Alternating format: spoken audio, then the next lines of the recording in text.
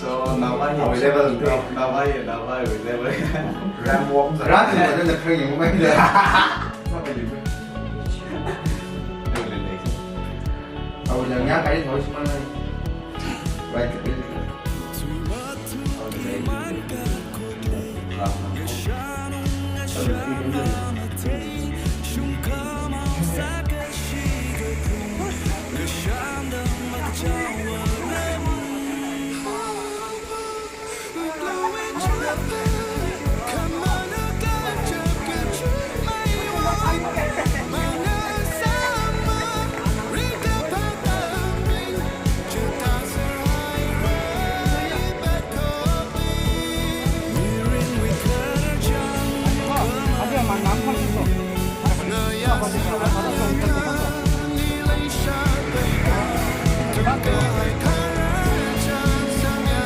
cái mẹ